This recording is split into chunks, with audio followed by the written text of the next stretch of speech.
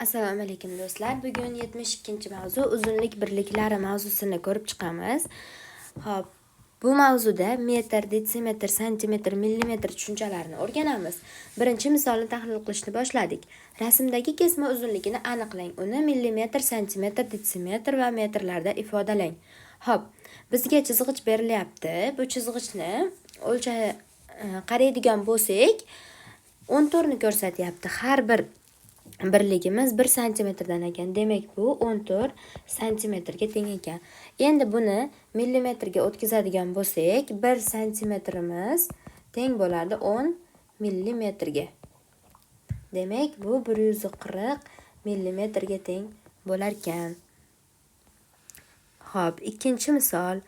Uzunliklari berilgan o'lchov birliklarida ifodalang. Uzunliklarni berilgan o'lchov birliklarida ifodalang. Xo'p, birinchisi 400 mm. 400 millimetrimiz biz hozir yuqorida aytdik, 1 santimetrimiz 10 mm. Demak, buni 10 ga bo'lib qo'yadigan bo'lsam, 40 santimetrga teng chiqar ekan. Xo'p, navbatdagisi 3 detsimetr 6 santimetr. 3 detsimetrimiz 30 santimetr bo'ladi. 6 ni qo'shadigan bo'lsam 36 santimetr. Va uchinchisi 58 metr 6 detsimetr 2 santimetr. Hop, 58 metrimiz 5800 bo'ladi. 5800 santimetrga 5800 santimetrga qo'shamiz 6 detsimetrimiz 60 bo'ladi va unga 2 ni qo'shadigan bo'lsam 5862 santimetrga teng chiqar ekan. Xo'p, bu A sharti edi. B shartini tahlil qilishni boshladik. B sharti millimetrlarda ifodalashimiz kerak ekan. Xo'p, 7 santimetrimiz teng bo'ladi 70 millimetrga. 5 detsimetr 7 santimetr 1 millimetr. Xo'p, 5 detsimetrimiz teng bo'ladi 500 millimetrga va qo'shishim kerak 7 santimetrim 70 millimetr va qo'shishim kerak 1 millimetrni. Natija 571 millimetrga teng chiqar ekan. Xo'p, va bizda uchinchisi 8 metr 14 santimetr 3 millimetr. 8 metrimiz 8000 millimetr bo'ladi. Xo'p, 8000 millimetrga qo'shishim kerak 14 santimetrim 140 millimetr va 3 millimetrni qo'shib qo'yaman ekan. Xo'p, 8143 millimetr. Mana ikkinchisi ham B sharti ham tugadi. Endi D shartiga o'tadigan bo'lsak, detsimetrlarda ifodalang. Xo'p, 1 metrimiz teng bo'ladi 10 detsimetrga. Bundan 70 metrimiz teng bo'ladi 700 detsimetrga. Xo'p, navbatdagisi 820 santimetr. 1 detsimetrimiz 10 santimetr bo'lsa, santimetrdan detsimetrga o'tish uchun 10 ga bo'lib qo'yamiz, ya'ni 82 detsimetrga teng chiqadi. Xo'p, navbatdagisi 56000 millimetr. 1 detsimetrimiz 100 millimetr. Demak, natijani 100 ga bo'ladigan bo'lsam 560 detsimetrga teng bo'lar ekan. Xo'p, oxirgisi 3 metr 4 detsimetr 60 santimetr. Xo'p, 3 metrimiz 3000 millimetr 30 detsimetr. 30 detsimetrga 4 ni qo'shadigan bo'lsam 34 detsimetr. 60 santimetrimiz 6 detsimetr. Demak, natija 40 detsimetrga teng bo'lar ekan. Xo'p, 3 ifodalarni sxema bo'yicha yozing va ularni qiymatini hisoblang. Birinchi ifodamizda 4 detsimetr 5 santimetrga 67 santimetr 3 millimetrni qo'shishimiz kerak ekan. Avval buni millimetrga o'tkazib olaylik. 4 detsimetrimiz 400 millimetr, 50 santimetrimiz 5 santimetrimiz 50 millimetr, ya'ni 450 millimetr. Bunga qo'shishim kerak ekan 67 santimetrimiz 670, 3 ni qo'shsam 673 millimetr. Hop, natija 1123 millimetrga teng chiqdi. Endi buni ko'paytiraman ekan. 5 ga 15, biridilda 2 kara 5 10, biridildagi bilan 11, 5, 6, 5. 5615 millimetr. Hop, natijadan ayriyman. 4 metrim 4000 millimetr. Hop, 3 detsimetrim 300 bo'ladi va 5 ni qo'shib qo'yaman. Endi natijalarni ayriydigan bo'lsam, 0, 1, 3, 1. 1310 millimetrga teng chiqar ekan. Hop, navbatdagisi 7 metr u 8 santimetr. Bu 7080 millimetrga teng chiqadi. Hop, natijaga qo'shaman. 24 detsimetrim 2400 millimetr bo'lsa, 2406 millimetrga teng chiqar ekan. Hop, qo'shadigan bo'lsak, 6, 8, 4, 9, 9486 millimetrga teng chiqdi. Va natijani ko'paytiraman. 4 ga 24. 2 dilda 8 kara 4 32, 2 dildagi bilan 34, 3 dilda 4 kara 4 16, 3 ni qo'shsak 19, 1 dilda 9 kara 4 36, 1 dildagini qo'shsam 37. Endi natijani bo'laman 8 ga. 37 ni ichida 4 ta bor, 32 tadan 59, buni ichida 7 ta bor, 56, 34 ichida 4 ta bor, 32, 24 bo'lsa, buni ichida 3 ta bor. Demak, 4743 millimetrga teng chiqar ekan. Hop, navbatdagisi 2 detsimetr 9 santimetr 7 millimetr. 2 detsimetrimiz 200 millimetr bo'ladi. 9 santimetrimiz 90. Demak, 297 bo'lyapti. Natijani ko'paytiryapman 13 ga. 297 ni 13 ga ko'paytiradigan bo'lsam, 3861 millimetr. Va bunga qo'shaman 42 santimetrim 420, demak 421 millimetr bo'lar ekan. Hop, 421 ga qo'shamiz 3861 ni. Demak 2, 8, 2, 4, 4282 millimetrga teng chiqar ekan. Hop, endi bundan ayriymiz. 2 metrimiz 2000, 7 detsimetrimiz 700 bo'ladi. 2702 millimetrni ayriydigan bo'lsam 0, 2, 5, 1, 1580 millimetrga teng chiqar ekan. 4-inchisi, to'g'ri plastmassa chizg'ichning massasi 25 gram. Uchburchak chizg'ichniki esa 30 gram. Maktab uchun 2300 ta uchburchak chizg'ich, undan 2 marta ko'p bo'lgan to'g'ri chizg'ich sotib olindi. Xaridlarning umumiy massasi qancha? Hop, bizda to'g'ri plastmassa chizg'ichdan 25 gram ekan. 25 gram. Uchburchakdan 30 gram. Endi uchburchak chizg'ichdan 2300 ta olinyapti. To'g'ri chizg'ichdan esa undan 2 marta ko'p, ya'ni 4600 ta olinyapti. Endi umumiy xaridni hisoblaydigan bo'lsak, 25 ni 4600 ga ko'paytiradigan bo'lsam, 115 ming gram chiqadi, ya'ni 115 kilogram. Endi 30 ni ko'paytiraman 2300 ga. 69 ming chiqadi. 69 ming gram. Buni ham kilogramga o'tkazadigan bo'lsam, 69 kilogramga teng chiqadi. Endi natijalarni qo'shib qo'yamiz. 115 ga 69 ni qo'shadigan bo'lsam, 184 kilogram chiqdi.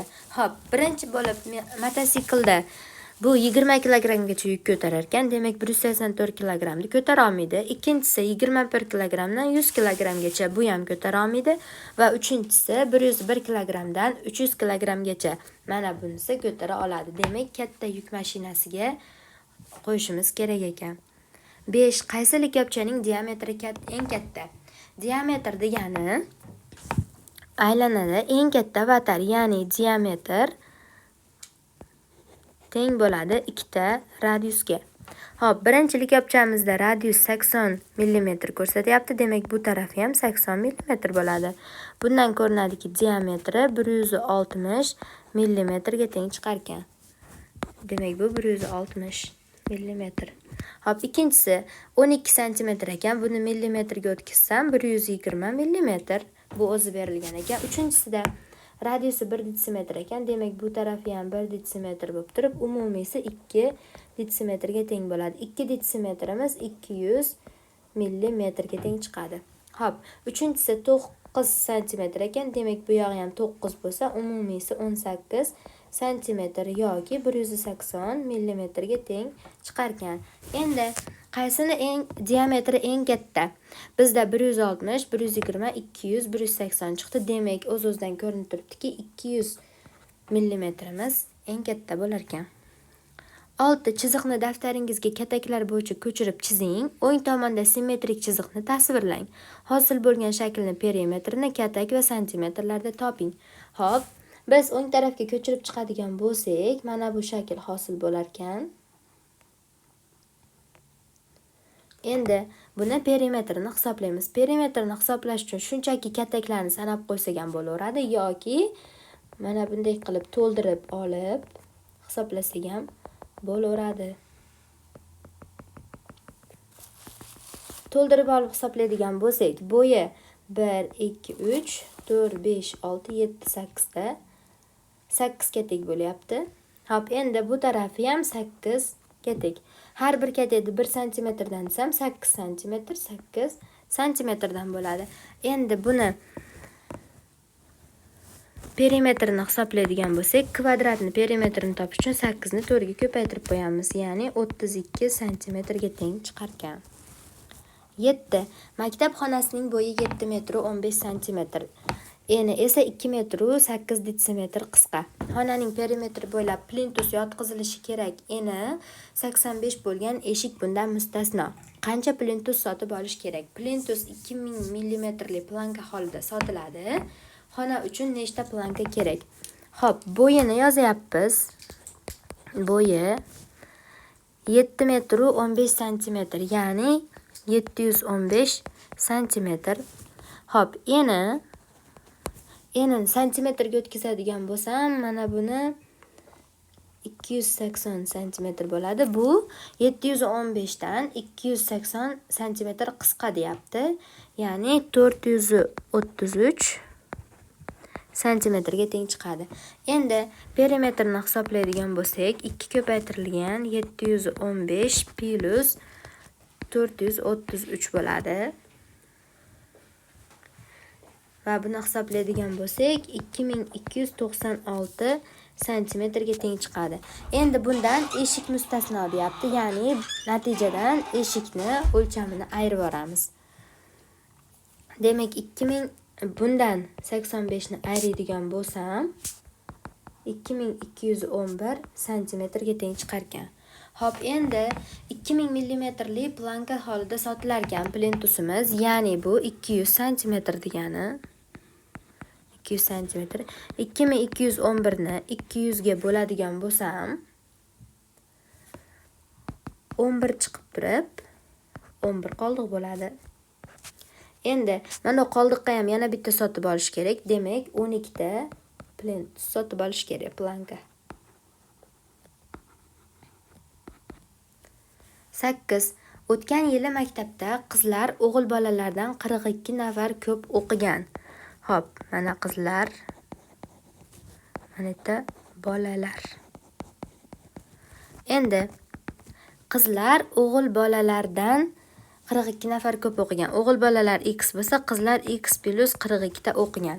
Bu yil maktabga 18 nafar o'g'il bola va 15 nafar qiz bola keldi. Natijada bu x plus 18 bo'ldi, bu x plus 57 bo'ldi. Bundan ko'rinib turibdiki, qizlar baribir ham ko'p. Maktabda kimlar ko'proq va qanchaga ko'p? Qizlar ko'p. Endi qanchaga ko'p deydigan bo'lsa, 57 dan 18 ni ayirib qo'yamiz, ya'ni 39 taga ko'p ekan. 9. Ko'rsatma bo'yicha amallarni bajaring. 4 metr 27 santimetr. Bu degani 427 santimetr. Uni qo'shishimiz kerak ekan 427 ga 723 ni. Natija 1150 santimetrga teng chiqdi. Natijani 50 marta kamaytiring, bo'ling 50 ga deyapti. 23 santimetr bo'lar ekan. Hop, hosil bo'lgan natijaga 35600 millimetrni qo'shing. Bu degani 3560 santimetrga teng chiqadi. Ya'ni 3583 santimetr. Hosil bo'lgan natijani metr, detsimetr, santimetrlarda ifodalang. Hop. Buni 35000 qo'shamiz 80 qo'shamiz 3 santimetr deydigan bo'lsam, 35000 santimetrimiz 35 metr bo'ladi. 80 santimetrimiz 8 detsimetr bo'ladi. Endi qoldig'i 3 santimetrligicha qoladi. Olingan natijadan 1 metr va 4 detsimetr 7 santimetrni ayring. Ya'ni 147 santimetrni ayring. 3583 dan 147 ni ayringman. Natija 3436 santimetrga teng chiqar ekan. 10. Maktabda 876 nafar o'g'il bola va ulardan 48 nafar ko'p qiz bola o'qiydi. Xo'p. O'g'il bolalar 876, qizlar 48 nafar ko'p, ya'ni 876 ga qo'shaman 48 ni. 924 nafar ekan. Dushanba kuni 27 nafar o'g'il bola kelmadi, ya'ni 27 ni ayirib yuboraman va ulardan 3 marta kam qiz bola maktabga kelmadi. 3 marta kam bo'lsa 9 ta bo'ladi. Demak, 876 dan 27 ni ayiradigan bo'lsam 849 ta. Endi 924 dan 9 ni ayirsam 915 dan. Dushanba kuni maktabga qancha o'quvchi kelgan? Natijalarni qo'shib qo'yadigan bo'lsam 849 ni 1764 ta o'quvchi kelgan ekan.